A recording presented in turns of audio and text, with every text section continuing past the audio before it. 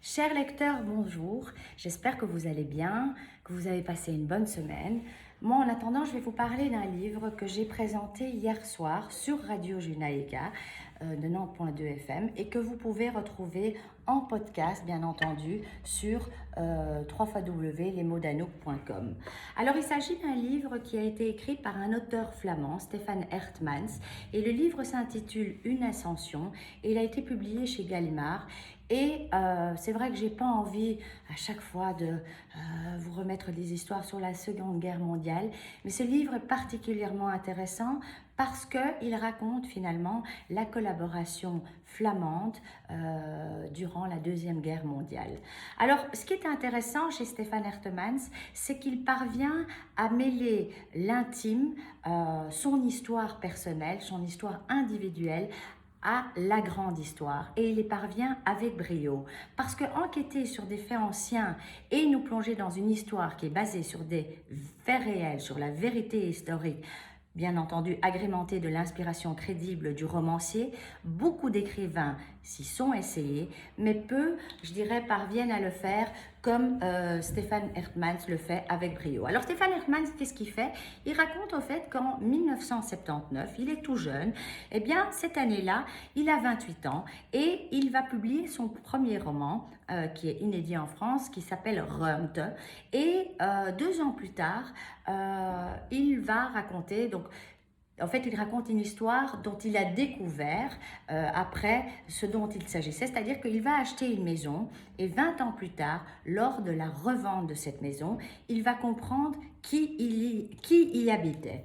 Alors il raconte que donc il visite cette maison, le notaire qui lui veut visiter les lieux est un petit homme un peu raide, un peu trapu, pas très sympathique et qui est finalement le fils de l'avocat qui a été chargé de défendre le célèbre SS Willem Verhulst, un nazi qui vivait à Gand, un flamand finalement, mais qui malheureusement a mal choisi son camp. Et c'était l'ancien occupant de cette vieille demeure décrépite. Et donc, il a été condamné à mort à la Libération, ce qui ne sera pas, finalement, il va y échapper.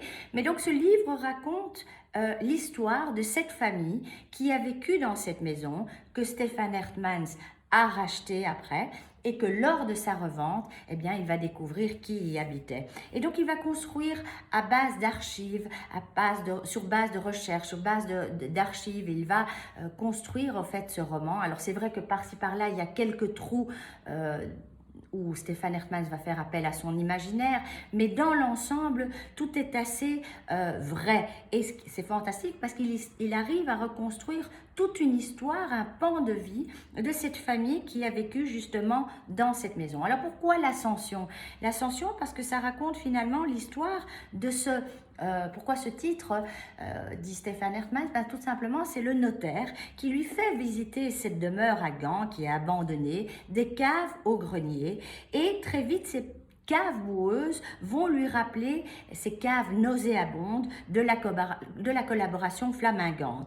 Et donc, de là, finalement, il raconte l'histoire de l'ascension, de l'escalier qui monte vers le haut et qui est une ascension. Pour moi, c'est davantage une ascension du personnage Willem Verhulst, chef de famille, un espèce d'homme un peu bon à rien, qui ne se remet pas beaucoup en question et qui va petit à petit connaître une véritable ascension puisqu'il va collaborer avec les nazis et surtout il va être connu pour avoir une fureur terrible et c'est quelqu'un qui ne s'est jamais remis en question, même après la défaite. Alors, comment est-ce que l'écrivain va découvrir tout ça? Eh bien, tout simplement en vendant la maison.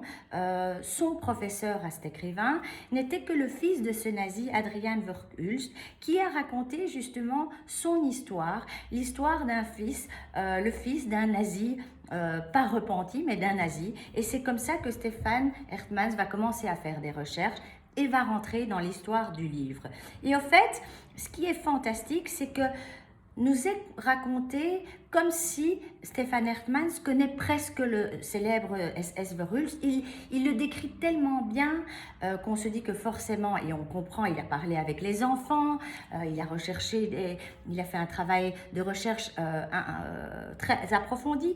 Et donc, il raconte finalement l'histoire de ce petit homme au visage nanti, d'un œil borgne, qui est moqué pendant sa scolarité, qui aura même une relation avec une juive, qui même jusqu'à la fin de sa vie voudra se faire enterrer avec cette première femme qu'il avait épousée qui était juive, qui va virer très rapidement dans un excès nationaliste chassant les francophones et rêvant ainsi d'une Flandre intégrée dans le rêve germanique. Et donc, c'est finalement cette histoire-là que le livre raconte, c'est la dérive finalement malsaine d'un homme qui a un narcissisme et un ego énorme et qui a surtout aussi un idéalisme complètement fou et qui va entraîner toute sa famille finalement vers la perdition. Alors, il est marié à une femme qui est tout le contraire de lui, Sam Minch, qui est une épouse hollandaise, protestante, à la croyance poussée à l'extrême et qui est d'une humanité en contradiction totale avec son mari, mais qui ne le lâchera jamais, parce qu'à l'époque, on ne divorçait pas, et qui est une pacifiste, qui est fidèle à son devoir de mère de famille et qui va le soutenir, même si elle est clairement en opposition avec les idées de son mari et les croyances. Et puis les enfants aussi, il va raconter comment ces enfants vivent, je dirais, la montée, l'ascension sociale de leur père, la vie dite des hauts dignitaires nazis chez eux au salon. C'est des enfants qui vivent cette période trouble avec la conscience de leur âge, mais qui sont marqués à jamais par ce personnage fou furieux jusqu'à l'abjection qu'est leur père. Ils sont aussi marqués par les réflexions des gens du village, par les combats, par les bombardements, par la brutalité des hommes, par la peur.